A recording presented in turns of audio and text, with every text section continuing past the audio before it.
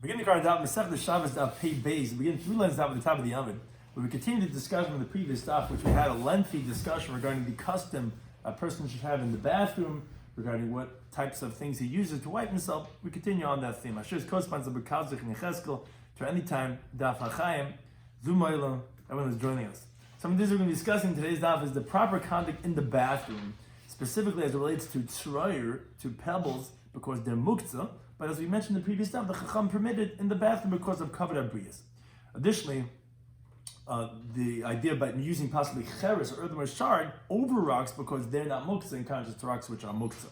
Additionally, there's an element of sakana, however, regarding using earthenware, and that some materials are dangerous to be used to clean oneself, either because sakana or because of kishafim.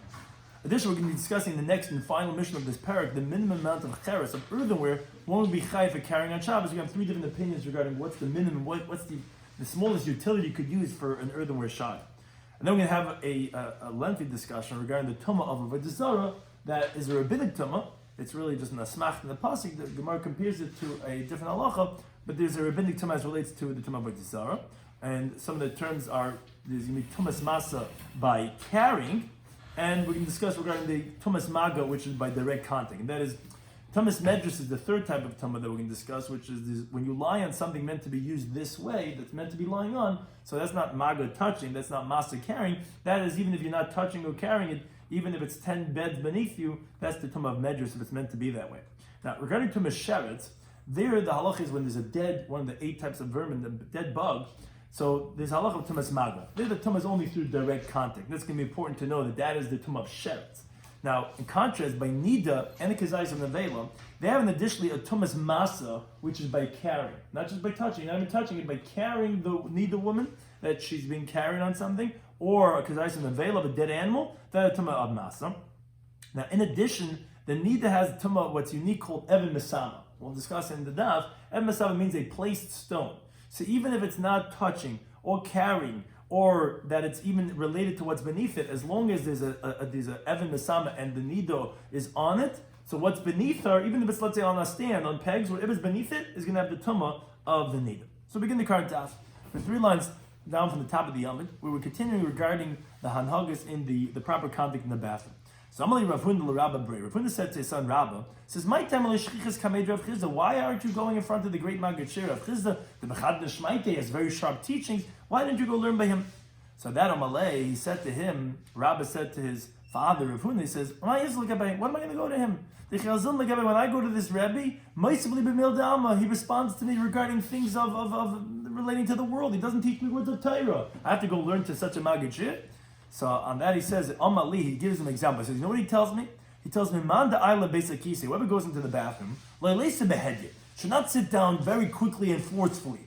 Don't sit down and go pushing right away, because what happens is that the anus opens up very forcefully, and it could tear the muscles of the rectum, and it's going to come and push it out.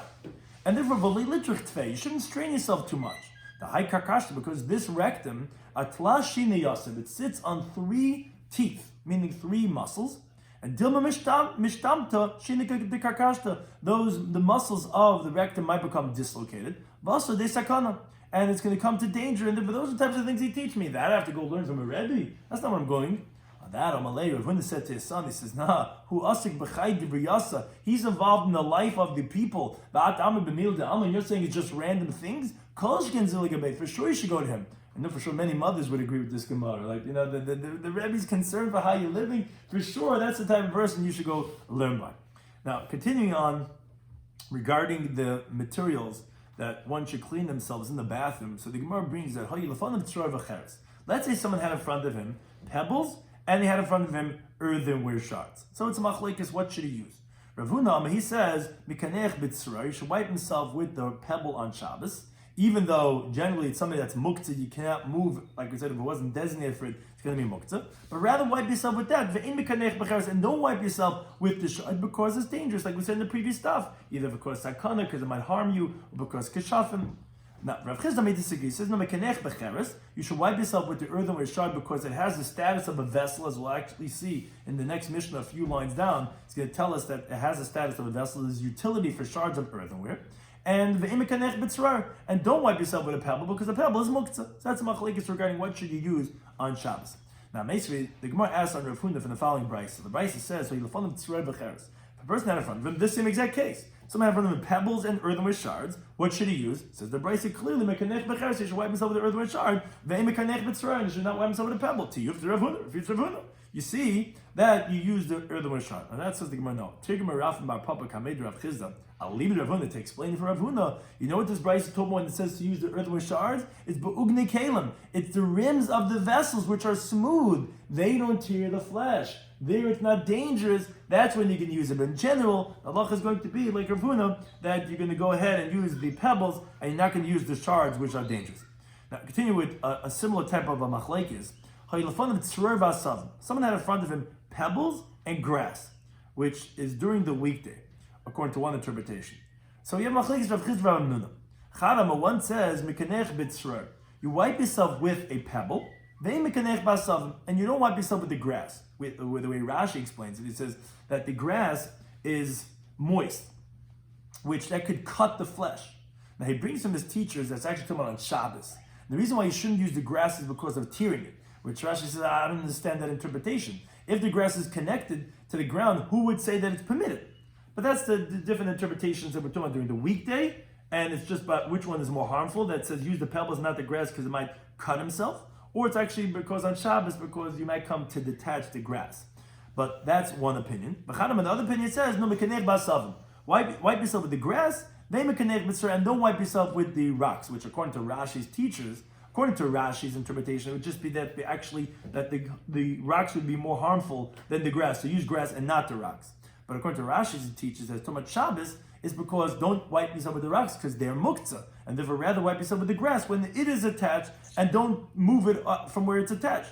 Now, it's something that's connected to the ground. You're not allowed to use something that's connected to the ground. That's actually not forbidden, as the Gemara says in the Ibn of Lamadalma Beis. The only thing they said that's forbidden connected to the ground is a tree or reeds that are hard. Things that are above 3 tvachim, those are things that are considered like a tree. That's forbidden. But beneath a small thing like grass, actually you are allowed to move, and therefore that's the machlekes regarding what should you wipe yourself. And again, this is a machlekes in Rashi itself. Is that a machlekes regarding Shabbos or is it regarding the weekday? But meisvei, either way, the Gemara asks on the opinion that holds that you should use grass. From the following brayso.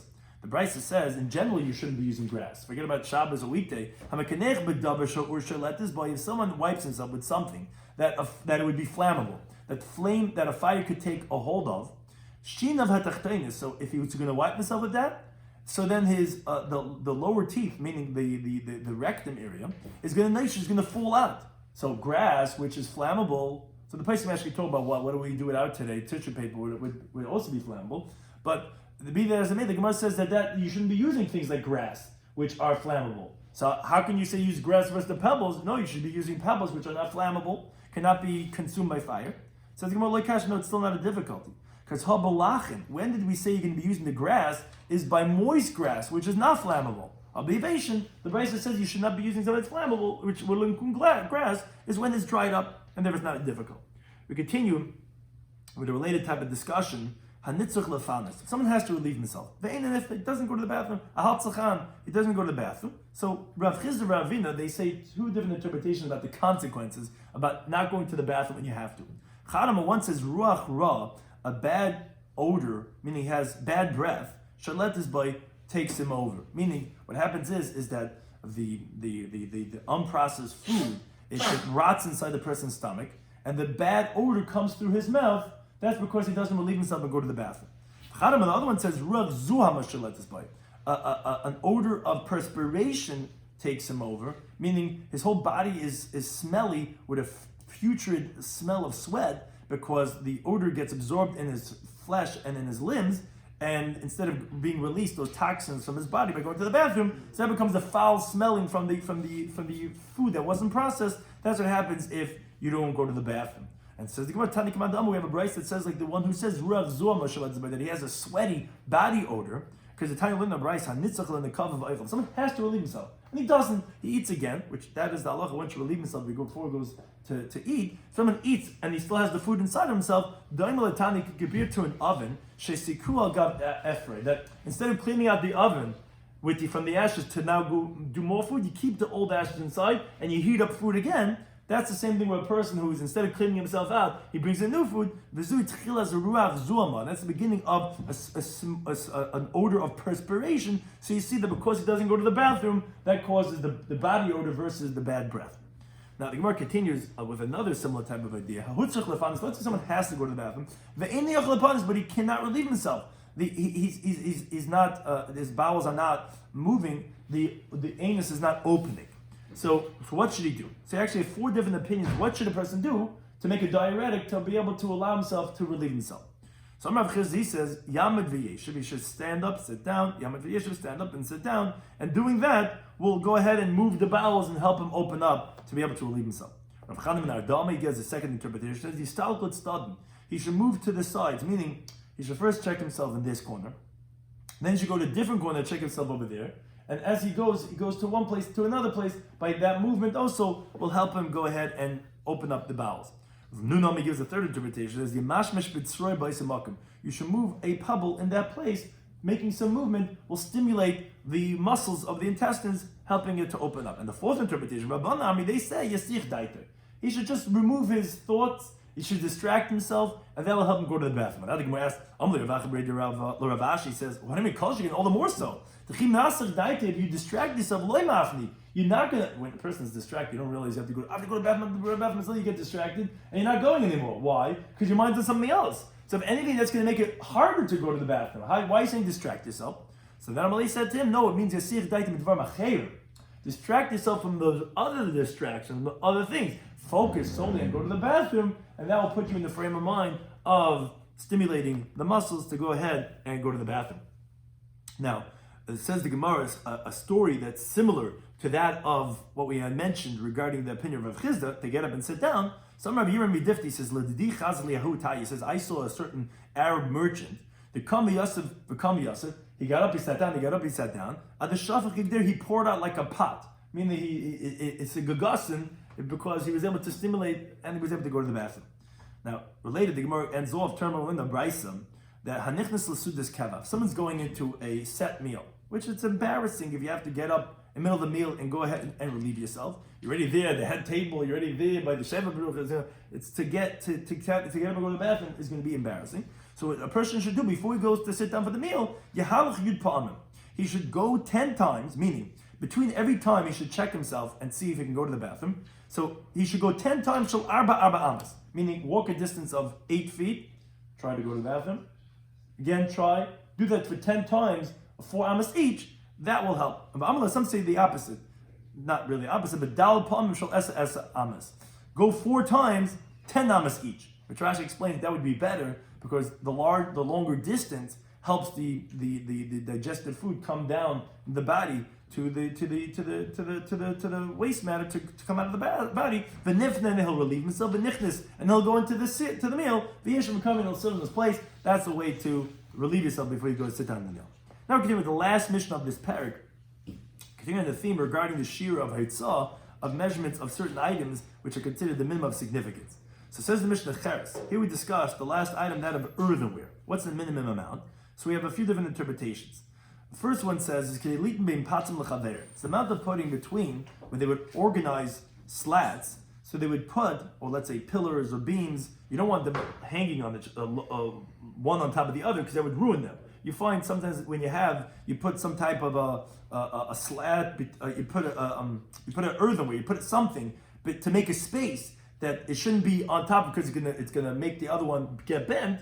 So they would put, in Talmudic times, they would put a piece of earthenware. Now they'll probably put like a sheet of glass or something like a piece of fiberglass, something to separate it. In Talmudic times, they put a piece of earthenware.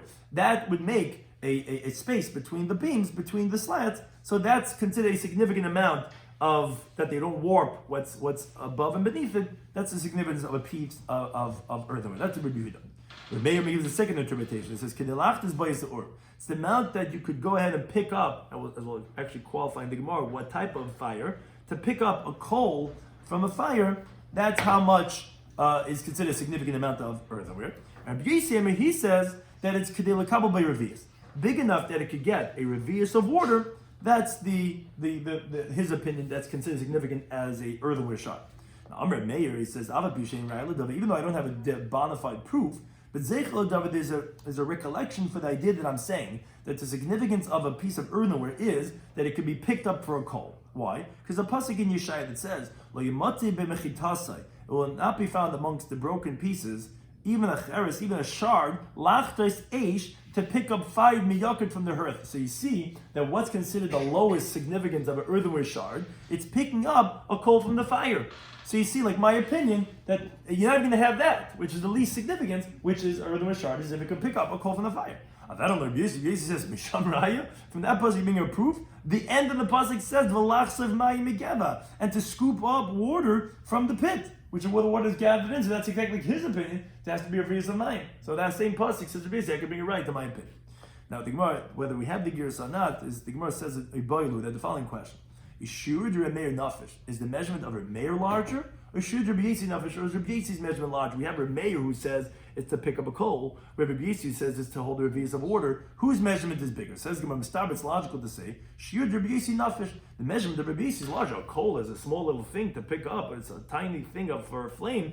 A revius of water would be larger.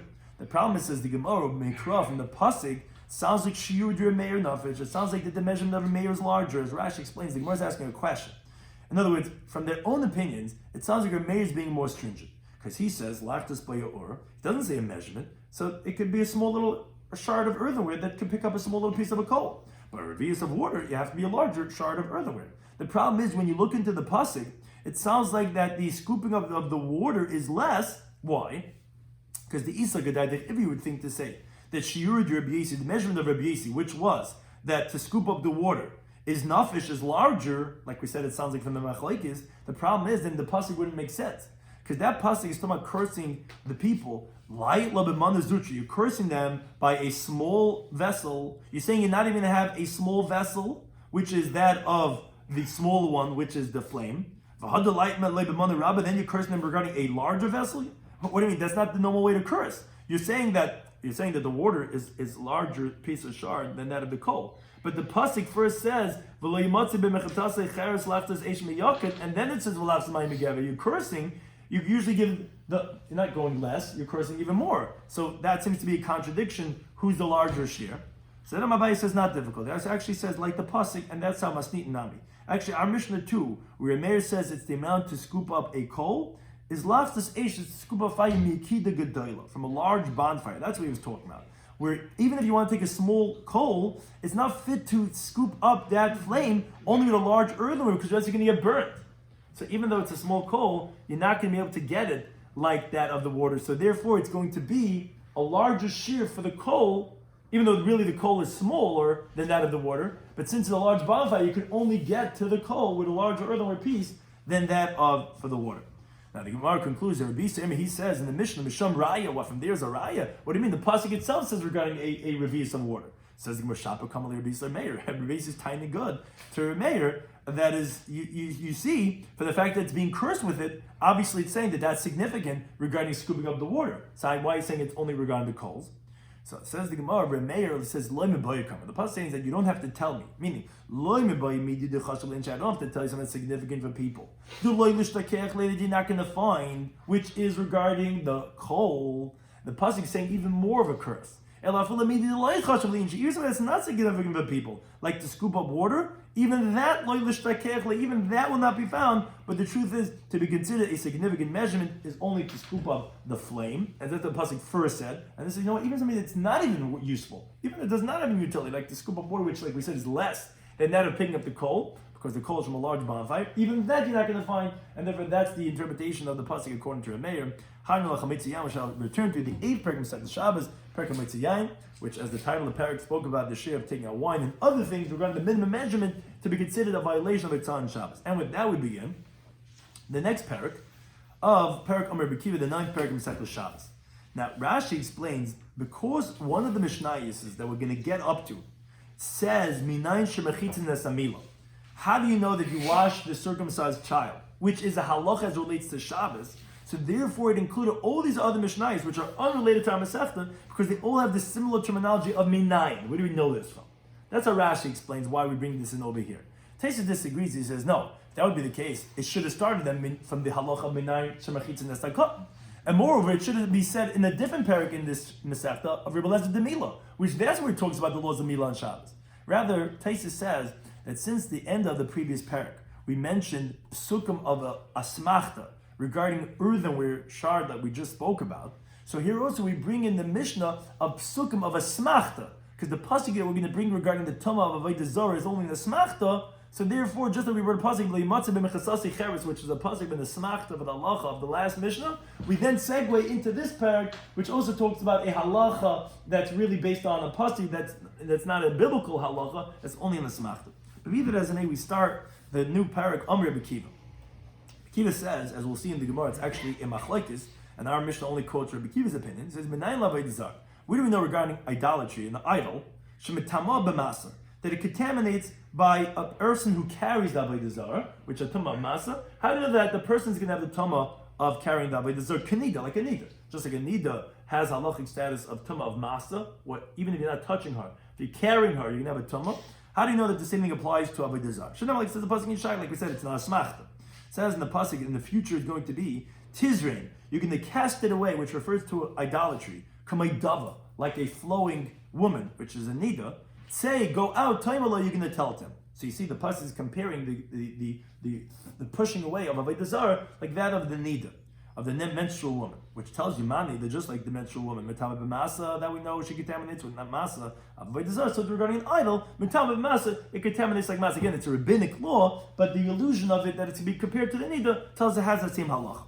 Now, it's not hasim. I actually learned over there in a Mishnah in Masechta avodah zarah that actually this is a machlekes. The Mishnah says as follows: Misha haya basically samach avodah zarah, which as Rashi brings the word kaisel.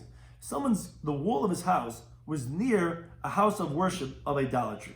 So that wall was also half for the house of the church, of whatever it is that the house of the pagan house of worship, and that of the Jewish person's house. Now the nafal, the wall collapses. So what's the halacha? So the Mishnah says aslib naisa. You're not allowed to rebuild the wall, because by rebuilding the wall, you're benefiting not by desire. So what do? Ketzad yasa. So says the Mishnah, what you should do is kainis l'teif shalei daled amas.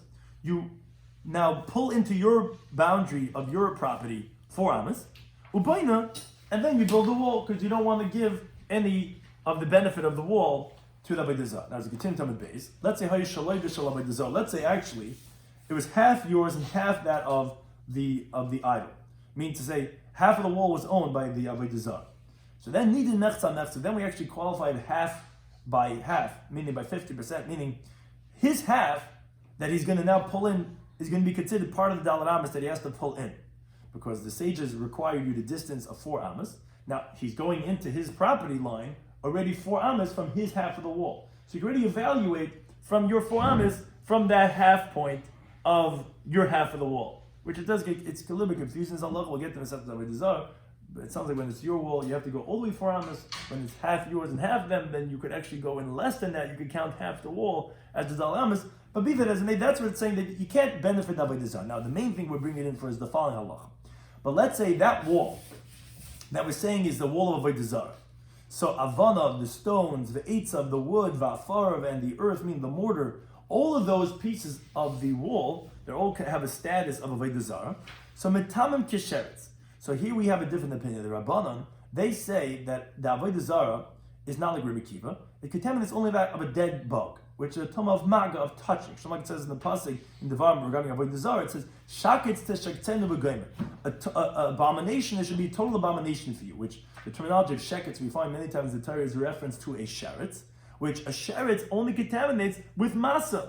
So therefore, the Rabbanan say that since it says shaketz teshaktenu, avodah zarah is going to be just like sheretz. Just like sheretz makes you one tumah if you touched it, tumas maga, so too avodah zarah is going to have a tumah of that of maga.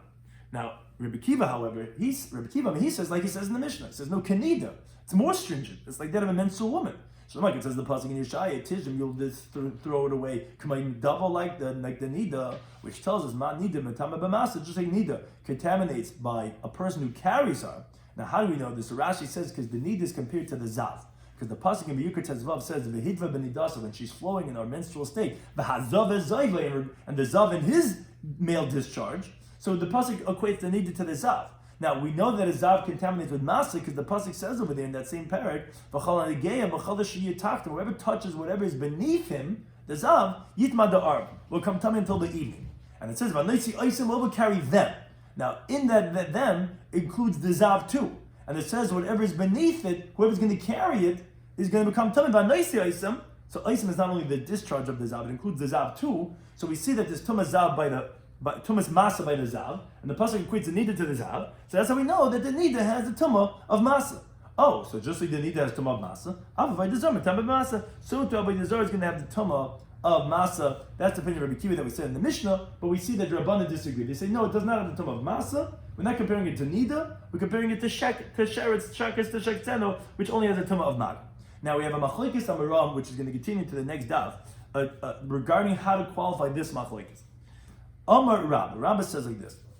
It says Tizrim de Amakrov. When the pasuk says cast it away regarding the avodah zarah, what that means to say is nachrinim enough. It should be foreign to you. It should have no connection with the avodah zarah. Now, when it says Tizrim, the word is kizar. The word in Tizrim has the word zar inside of it. It should be foreign to you. Now that's one half of the pasuk. When the pasuk then continues, it says say timer loy, tell it go away. What that's saying is even more. Hikanis al timer loy. Don't tell it to come in. So the way the Mefarshim explain what Rabbi is coming to say is that you're really getting avodah zarah really far away. Which that tells us is that you're going to give it the more stringent status of that of nida. That's the understanding of the opinion of Rabbi Kiva. Why the halach is going to be that we're going to compare it to the most stringent comparison of nida versus that of the sheretz. Now, V'amar Rabbi, and this is where Rabbi explains his qualification of this machlokes Rabbi Kiva and Rabban. He says, Bim masa, regarding the tumah of carrying, the Kul Amalei Plig, he says, no one's going to disagree. Rabbi Kiva and Rabbanan both agree, Dimit Tama. It will contaminate. This is not like the literal translation, as the Gemara will discuss it on the next daf. When we explained the machlokes originally, that way we explained that according to as we're going to shortly see the way Rabbi Lazar explains it. That would be like the literal translation. Rabbi explains it a little differently than the literal translation. He says, actually, regarding Tumas Masa, no one disagrees the Matama, that it will have the Tum of Masa, of Avodah Zarah. Though it's Kishlanit, because the Pasuk equates it to Anida. It says, Tizrim Kamaydava. So it will have Tumas Masa. Ki Pligid Homachlikis was Be'evan Misama, by the placed stone. What's the Evan Misama? It's an Evan, a stone. Misama is from the word Shesamuha, that was placed on top of pegs. And you have vessels, utensils beneath it. Now the nida or the zav is sitting on that stone. So on that Rashi explains, even though, and Taisa discusses this also exactly how to qualify it, but the way Rashi says it, even though it's not weighing down on the vessels will be tummy. So usually Medrash it's pushing down on it, so it might be not touching it, but it's all on top. Here the Ev Masama, it's not even touching what's beneath it. It's on top of a stand. But the stuff beneath it, that's a unique halacha that the kilim are going to be tummy, like the pasuk says, whatever's beneath it, even if it's not touching. So that's the unique halacha of the Ev Masama. It's a plate stone, it's not budging. It doesn't make a difference whatever beneath it is going to be tummy. So that's the machlokes between Rabbanan. It would avoid this have the tumah that a nida has regarding the Ev Masama. Rabbi Kiva holds that, kanida, like the menstruating woman. Manida mitama be'ev masama, which we just said that she has the halacha. So we compare it to the nida, has all that halachas going all the way to ev masama. But they say no. But nice we have a pasuk that says shaketz shektzeno, which you would compare it to kesheretz, like kesheretz. Masheretz le mitam be'ev masama, just like besheretz, it does not have the tumah of ev masama. So to Avodah Zarah, idolatry, it's not going to have the tumah of ev masama. So let's say there's an idol on top of the ev masama, and you have some clothing beneath that underneath the stand. No, it's not going to have the tumah. Now the Gemara discusses. Wait a second, Rabbi Kiva, how do you understand this? According to Rabbi Kiva, why are you comparing it to sheretz? It has nothing to do with sheretz. It's only exactly like that Amida, all the way that has even ev masama. So why would the Torah say shaketz shektzeno to compare it to sheretz if it has nothing like sheretz? It's not limited like sheretz. So you're right. Avodah Zarah itself is not, but l'misham sheha, it makes those things that are not the actual vessels themselves. Meaning, the idol itself is going to have a tumah like a nida, but the vessels that are secondary utensils that they use in the worshiping of their deities, of their idols, they're going to have tumah not with masa and not with ev masama. Is only going to have the tumah of maga like that of the sheretz. So those pans that they bring for the incense, whatever it is, if it's not the Avodah Zarah itself, those misham shel will be shakis to shektzeno. That's going to make the tumah of maga le misham shel. But you're right, the idol itself is not compared to sheretz. That's going to have the tumah of the nida all the way up until ev masam. Now the Gemara asks a similar question, Ul Rabban. According to them, what are you comparing it to nida? If you're telling me that it's going to have the tumah, it's not going to have tumah of Evan Mesama, so why are you comparing it to nida? Says Gemara, Lamasa.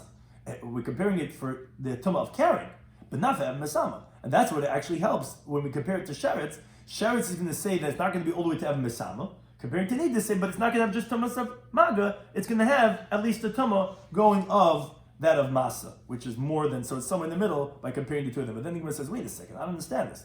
You're telling me that the halacha of Avodah Zarah is somewhere in the middle. It's going to have a tumah of masa. It's not going to be just maga like sheretz. It's not going to be all the way Evan Mesama like nida, because it's being pulled in two different directions. It ends up somewhere in the middle. Sheretz would tell you only maga. Nida would tell you Evan Mesama. So each one comparing is saying don't have Evan Mesama because it's compared to sheretz, and don't have just maga because it's compared to nida. Says the Gemara, I could tell you something that would take care of the let the Torah just compare Avodah Zarah to a dead animal carcass which has a tumah of masa and doesn't have Evan Mesama. That's better. Then you wouldn't have to compare it to sheretz and to nida to preclude from Evan Mesama and to upgrade it from just maga. Compare it to nida to nevela. Says the Gemara, you're right. Really? If that was all we were going to learn out, we could have learned it out and saved ourselves trouble by just comparing it to nevela. But Ella, the reason why we compare it also to nida, because we had to teach you another teaching which you would not have known had you compared it to nevela. Man nida, just like the menstrual woman, eina le'ivarim, meaning if let's say a woman gets a nida gets cut up, a limb from her gets cut off, so that limb is going to contaminate by masa, by being carried, and by being in the oihel. But that's because of the halachic status of what's called ivim and achai. Living limb from a person has certain tumah, but it's not going to have the halachic status as a limb from a nida. What's the difference? The difference is that only by nida is there a tumah of Evan Mesama. You're not going to have that tumah of limbs of a limb from a nida. So therefore, that's what we're coming to compare Avodah Zarah to nida, to tell you Avodah Zarah also for Avodah Zarah that ain't a leivarm. It does not have the halacha of limbs. So for example, let's say you have an idol that's made out of different segments. You take out one segment from it, it's not going to have the tumah at all as the tumah of Avodah Zarah. That's what we're learning comparing it to nida. So you're right. You could have saved yourself the trouble of comparing to nevela, but then you wouldn't have known this halacha that comparing to nida does not have tumah at. Then the Gemara says, wait a second. If that's the halacha, Rav Chama Bagurya, on the next daf on Pei Gimel Beis, he asked the following question. He says, Avodah Zarah, an idol, yeshna leivarm, does it have a tumah of limbs? Or ain't a leivarm? Or does not have a tumah of limbs? Tish lemaha. So being arrived from here, you see the Rabbanan ain't leivarm. You see the Rabbanan. The reason why they're saying we compare the idol to a nida is to say it does not have a tumah of limbs. What's his question? Says the Gemara, yeah, Rav Chama Bar Gurya, I'll leave it. Rebbe Kiva Boile. He was asking this question specifically according to Rebbe Kiva, who he compares it to nida, even to Evan Mesama. So therefore, the question then was, are we comparing it to nida even for the halacha of Evar as a leniency? Or his question was, no, maybe we only compare it to nida as a stringency, but not as a leniency. And therefore, that's why it's not difficult on Reb Chama Bar Gurya, why I asked as a question, because you're right, according to Rabban, it's pretty obvious. But his question was according to Rebbe Kiva, according to Rebbe Kiva, it's not indicative. According to Rabban, it's indicative. Why do you compare it to nida? You could have compared it to nevela. Obviously, comparing it to nida, there's only one other halacha left, that it's not going to have tumah vevar. But according to Rebbe Kiva, no. The reason why we compare it to nida is because we have to tell the halacha of Evan Mesama. Then the question could be, oh, did we go all the way? Or no, we only said as a stringency, not as a leniency. Now, what we up until now explained was actually the interpretation of Rabbah. Now the Gemara is going to explain Rebbe Lazar. He actually interprets it in the more simpler understanding of the machlekes in the Tanakh. So it's actually the Evan Mesama regarding the place stone, the Kulam al-Pligi, no one's going to disagree. It's not going to have the tumah because it's compared to sheretz, and by sheretz it says only touching and doesn't say even carrying. So for sure we're going to be limited by the comparison to sheretz that it's not going to have the tumah of Evan Mesama because then it's totally like nida. What are you comparing it to sheretz? Key plagi b'masas is the whole machlek is regarding the idol was regarding carrying it. Rabbi Kiva Sabe says kenida, yeah, we compare it to nida. Man nida b'tabed b'masas, just like by the nida it contaminates by carrying her. Avodah Zarah b'tabed b'masas, so the Avodah Zarah is going to be contaminated by carrying it. But Rabban Sabe they said no, kisheretz has the halacha like a sheretz. Ma sheretz le'metabed b'masas, just like a sheretz is not contaminated by carrying it. Avodah Zarah le'metabed b'masas, so the Avodah Zarah is not going to be contaminated by carrying it. But then the Gemara asked a similar type of question like we asked in Rabbi's version, we have in Rebbe Lazar's version. Rebbe Kiva, according to Rebbe Kiva, what are you comparing it to sheretz, which actually Taisa says not to have this girsa if you said like we had in the Gemara before, because wait a minute, we're comparing to sheretz. It's regarding masa. So what's the question regarding what are you comparing it to sheretz for? But be that as I mean, that's the Gemara's question. The Gemara says, you're right. When we're comparing it to sheretz, is l'mishamsheh. It's for the utensils that are used to serve the idol. That there it's going to be just like a sheretz. It's going to have only tumas of maga. That's what we compare it to. But then the Gemara asks, Rabbanan l'mayechas iskish l'nida. What are you comparing it for nida for? If you tell me that it doesn't have tumas masa, all it has is tumas maga. So why would you be comparing it to nida for? Says the Gemara, we'd be telling you, ma nida just like the menstruating worm. Ein levarm does not have a tumah of limbs. Ein levarm also would not have a tumah of the limbs. So then we continue to talk about Pegimel Le'alf. The Gemara says, Rabbi Kiva, according to Rabbi Kiva, wait a second. L'mayin hilchasa iskash nida. So what do you tell me? For what halacha are we comparing it to nida? You tell me it's lamasa, according to Rabbi Lazar's version. It's only for carrying it. And it's not all the way. It's not going to have the tumah of Ev Masama. Then look shalom nevela. They compare it to nevela. Nevela is exactly that tumah of masa. According to this version, this is a difficulty on Rabbi Kiva. Why would you compare it to nida? Because in Rabbi Lazar's version, everyone agrees there's no tumah of Masama. The whole machlokes is regarding masa. Says the Gemara, Enochanami, you're right. But Elaman Nida, the reason why I had to compare it to Nida was for a different reason. Just like Nida Ein Levarm does not have a tumah of limbs, Avodah Zarah Levarm, most Avodah Zarah does not have the tumah of limbs. Now the Gemara has, wait a second. That he says Avodah Zarah regarding idolatry. Yesh Levarm doesn't have a tumah of limbs. Ein Levarm doesn't have a tumah of limbs. Tivshel Lemaha, he can resolve it. Bein Rabban and Bein Rabbi Kiva. You see, both according to both opinions, the Ein Levarm, it does not have the tumah of limbs, because here everyone is stuck with. What are you comparing it? Either you're not comparing it to nida at all, according to Rabbanan, so of course not going to have the comparison of a varm. And if you are, according to Rabbi Kiva, we said he's the one that compares it to nida, but he's saying doesn't have tumah of masama, so we said why are you comparing it to nida for? It's for the halacha of that it doesn't have tumah of varm. So what was his question? Says the Gemara, you're right. Rav Chama bar Guri Karabba Masni. He learned the halacha of the machlekes like Rabba, who he learns that Rabbi Kiva compares the avodah zarah to nida even for ev masama, and that therefore you could not have compared it to nevela. Rabbi Kiva is asking, according to Rabbi Kiva, do we say that when you're comparing it to nida, is it only as a stringency, which is therefore only for the halacha that's going to have ev masama and not as a leniency, or no, did he compare it totally that's going to have the halacha of nida, which is not going to have the tumay v'varm, so the avodah zarah is not going to have tumay v'varm? That was according to whose version he learned up their machlekes, and he was asking in Rabbi Kiva, according to Rabbi's interpretation. That was the question that we'll see in the next daf regarding if it has tumah of a varm or not. Some of this we discussed in today's daf and Shabbos Daf Pei Beis was we continued with the customs that are appropriate in the bathroom. So he said that a person should not push too hard because it could tear the muscles of the rectum, and therefore a person should go slow, and therefore he liked that type of a Rebbe that was teaching him things how to conduct himself. Then we had a machlekes regarding if you have two options, either a pebble or earthenware shard. One opinion says you should use a pebble, one said you should use a shard. Now the reason why you wouldn't use the shard is because there's danger, and the reason why you wouldn't use the pebble is because of muktzah, and that's machlekes which one is better off. So if you had a machlekes which it was on Shabbos or it was on during the weekday, Rashi likes it that it's talking during the weekday, should you use a pebble or should you use grass? And the reason why you shouldn't use it is which one's more harmful, because grass could cut into the person, pebble could be injurious. But although we learned in the halacha that says you can't use anything that is flammable, that orish shaletis, and how can you use grass? And that says the Gemara, we're talking about by wet grass. Wet grass not flammable, and that's when we said that opinion says you should use grass and not the pebble. We said if someone has to go to the bathroom and he doesn't go to the bathroom, he holds himself in, either he gets bad breath or he gets what's called a bad body odor. And the Gemara supports the one that says that zuama, because it's like an oven that wasn't cleaned out and you're making new food. That's exactly what it says at the beginning of having a sweaty perspiration that's bad, that's foul smelling. Let's say you have to go to the bathroom, but you can't. It's not coming out.